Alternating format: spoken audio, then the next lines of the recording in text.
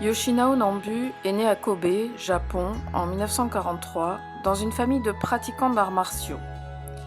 Son arrière-grand-père était yokozuna, son père 5e dan de judo et sa mère pratiquait le naginata. Dès l'âge de 5 ans, il accompagnait son père au dojo. À l'adolescence, il a opté pour la pratique du karaté. Il est devenu capitaine de l'équipe de karaté de l'université d'Osaka, où il a poursuivi ses études. En 1963, il a remporté le prix de champion universitaire du Japon. Yoshinao Nambu rêve dès cette époque de consacrer sa vie à la pratique des arts martiaux et de découvrir d'autres horizons. La rencontre avec Henry Play en visite au Japon va être décisive pour son avenir. Monsieur Play est séduit par les performances et la motivation du jeune Nambu. Il l'invite à enseigner dans son dojo de la montagne Sainte-Geneviève. Yoshinao Nambu arrive en France en 1964. Il enseigne au dojo de Monsieur Play et lors des stages annuels à Saint-Raphaël. Il participe à des compétitions par équipe et en individuel. Il se fait particulièrement remarquer par sa technique remarquable du balayage et son coup de pied circulaire dévastateur.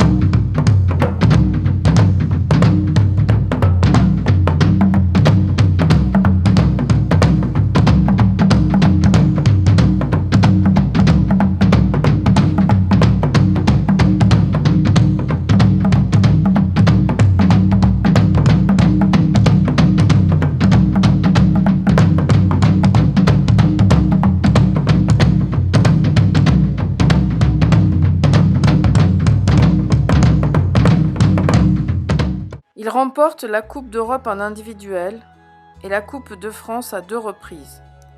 Alors qu'il est capitaine de l'équipe de l'Académie française de karaté, son équipe gagne le championnat de France de karaté.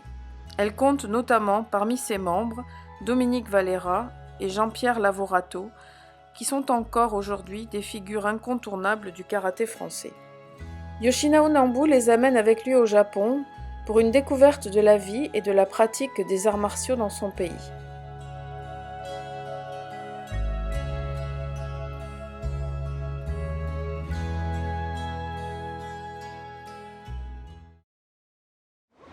Tout simplement par notre passion commune, c'est-à-dire le karaté. Quand il est arrivé en 1964, moi j'étais pas sur Paris, donc j'ai pas eu la chance de le rencontrer tout de suite. Mais je l'ai rencontré lors des compétitions parce qu'il venait nous voir combattre. Et ensuite dans les stages de Saint-Raphaël où il venait faire le prof et nous enseigner donc ses techniques, etc. 64 et 65. Et en 66, nous sommes repartis avec lui au Japon pour vivre 2 mois de karaté intensif au Japon. J'étais chez sa maman et sa grand-mère qui le logeaient avec 4 autres personnes, des Français comme moi, et qui voulions découvrir le Japon et les techniques du karaté. Moi j'avais 19 ans à l'époque, donc ça fait déjà un moment. Yoshinao était dans l'équipe de Paris et moi j'étais dans l'équipe de Lyon, donc on était un peu adversaires. Mais quand on était en équipe de France, c'est lui qui nous coachait, puisqu'il n'avait pas le droit de combattre évidemment pour la France, étant japonais, mais il nous accompagnait de partout. Et donc on l'avait souvent comme professeur, qui nous donnait des conseils sur notre façon de combattre, etc. Moi j'ai toujours eu beaucoup d'accroche avec Yosh parce qu'on était souvent ensemble, on combattait souvent, on faisait beaucoup de démonstrations ensemble.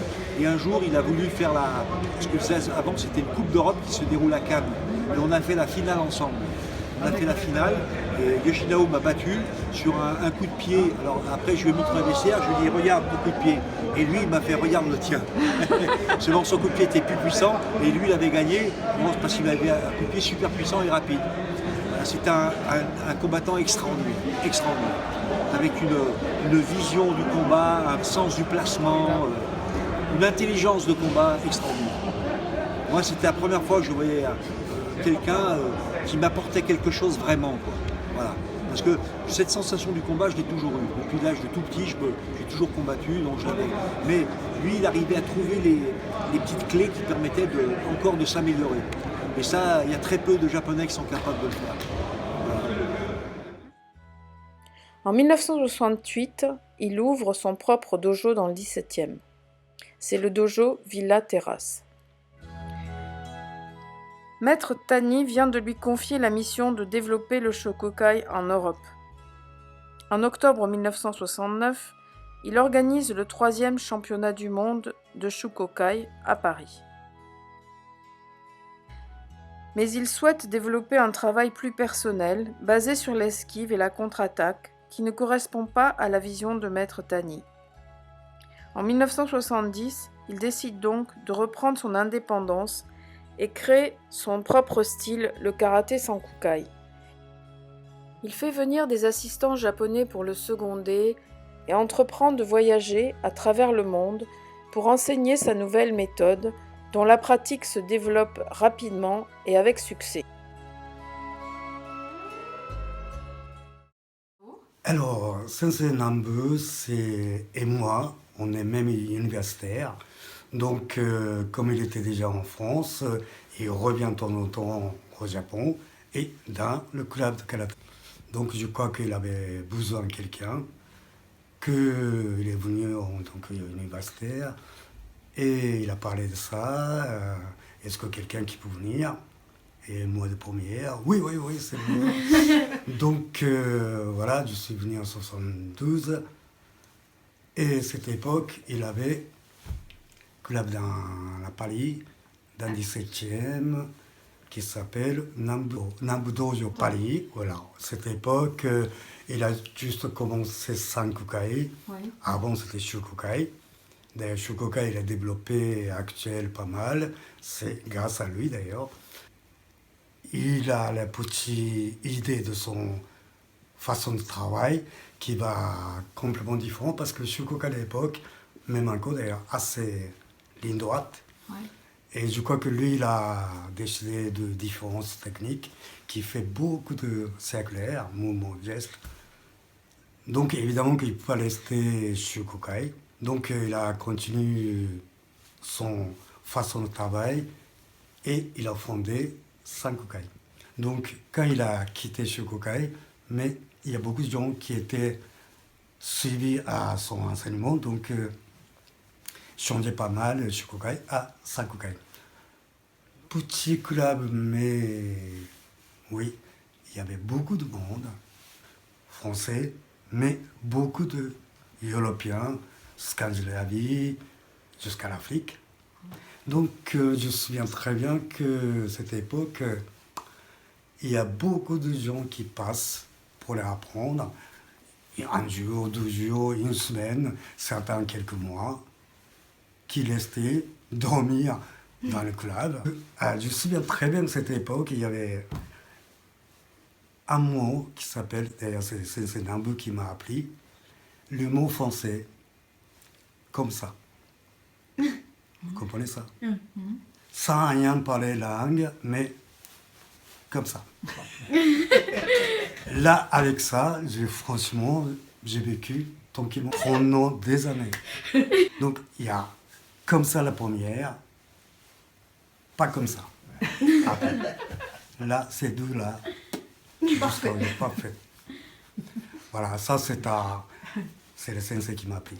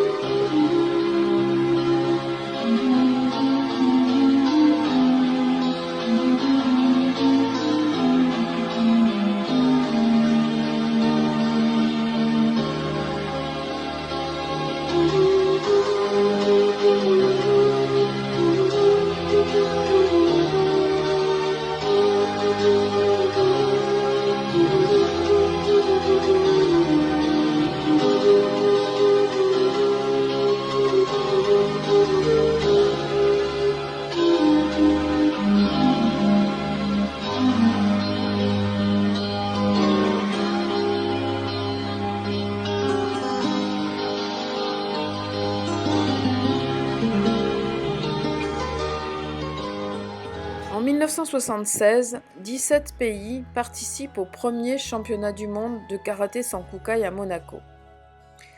Yoshinao Nambu n'est cependant pas satisfait de l'évolution de son école et décide alors de se retirer pour réfléchir et encore faire évoluer son art. C'est après une retraite de 2 ans qu'en 1978 naîtra le Nambudo.